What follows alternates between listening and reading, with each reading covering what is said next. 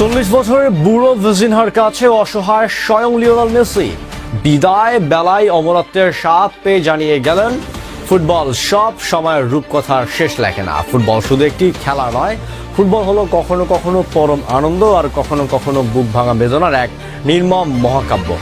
আর তাই ফুটবল সব সময় রূপকথার সুখপাঠ্য সমাপ্তি লিখে দেয় না। কখনো কখনো গল্পের শেষটা লেখা হয় চরম কালো ট্র্যাজেডি আর বেদনার কালিতে। 2026 ফিফা বিশ্বকাপের নক আউট পর্বে বিশ্ব চ্যাম্পিয়ন আর্জেন্টিনা বনাম কেপ ভার্দের 120 মিনিটের সেই রুদ্ধশ্বাস ঠিক তেমনই এক নির্মম গল্পের জন্ম দিল, যেখানে আফ্রিকার ছোট্ট একটি দেশের বিশ্বজয়ের স্বপ্ন এক আত্মঘাতী গোলে থমকে দাঁড়িয়েছে শক্ত। কিন্তু পরাজয়ের সেই ধ্বংসস্তূপে দাঁড়িয়েও ফুটবল বিশ্বে অমরত্বের স্বাদ পেয়েছে 40 বছর বয়সী এই বীর গোলরক্ষক। নাম তার ভিজিনহা। পুরো আসর জুড়ে যিনি একাই লড়েছেন এক অপরাজয় প্রাচীরের মতো। খোদ লিওনেল মেসির আর্জেন্টিনা যাকে পরাস্ত করতে গিয়ে খেই হারিয়ে ফেলেছিল, কে এই ভিজিনহা? কিভাবে 40 বছর বয়সে এসেও তিনি কাঁপিয়ে দিলেন মেগা স্টারদের দুনিয়া? আর কোন সেই দুর্ভাগ্য যা তার এই মহাকাব্যিক রূপকথাকে ট্র্যাজেডিতে রূপ দিল? চলুন এই ভিডিওতে ভিজিনহার সেই অমর লড়াইয়ের ভেতরে ডুব দেওয়া যাক, তাহলে দেখতে থাকুন। বন্ধুরা, এই বিশ্বকাপ শুরুর আগে ভিজিনহার নামটি সাথে বিশ্বকাপ ফুটবলে খুব বেশি মানুষ পরিচিত ছিলেন না। কিন্তু গ্রুপ পর্বের সাবেক বিশ্ব চ্যাম্পিয়ন স্পেনের বিপক্ষে ম্যাচ দিয়ে যখন কেপ ভার্দে যাত্রা শুরু করে, তখন থেকে আলোচনা চাঙ্গা হয়। স্পেনের বিশ্বমানের আক্রমণ ভাগকেই একাই রুখে দিয়ে গোলশূন্য ড্রয়ের মাধ্যমে লাইমলাইটে আসেন তিনি।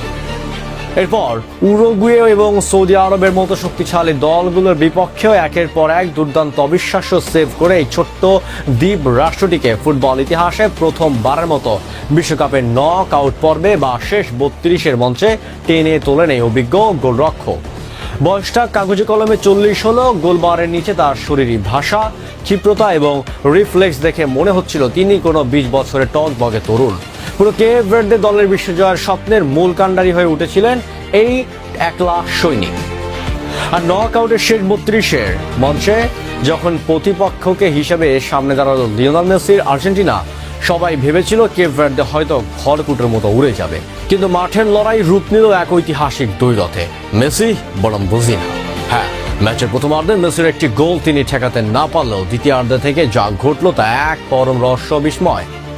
দ্বিতীয়ার্ধে মেসির একের পর এক একক আক্রমণ, বক্সের বাইরে থেকে নেওয়া মেসির সেই ট্রেডমার্ক জাদুকরী ফ্রি কিক এবং অতিরিক্ত সময় আর্জেন্টিনার আরও একটি নিশ্চিত গোলের সুযোগ বাজপাখির মতো উড়ে গিয়ে অসাধারণ দক্ষতায় ফিরিয়ে নেয় ভিজিনহা।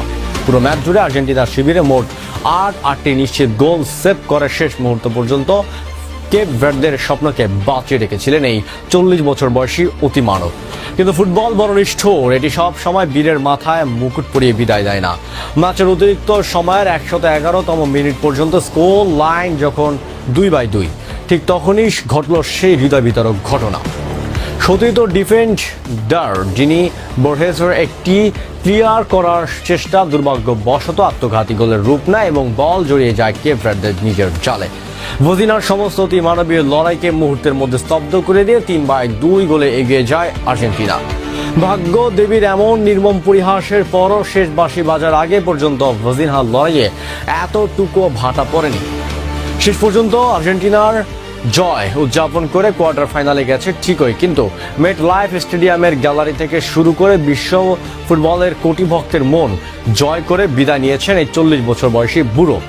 বিদায়ের এই মঞ্চে ভিজিনহা হারিয়ে যাননি, বরং তিনি বিশ্বমঞ্চে প্রমাণ করে গেছেন যে সাহস, নিষ্ঠা আর অদম্য আত্মবিশ্বাস থাকলে মানচিত্র ছোট একটা দেশের জার্সিতেও গোটা ফুটবল দুনিয়াকে কাঁপানো সম্ভব।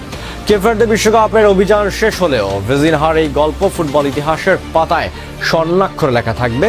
বন্ধুরা, লিওনেল মেসির মতো ফুটবল বিশ্ব ঈশ্বরের বিপক্ষে ভিজিনহার এই 8টি মহাকাব্যিক সেভ ও বীরত্বপূর্ণ লড়াই আপনাদের কেমন লেগেছে কমেন্ট বক্সে অবশ্যই জানান।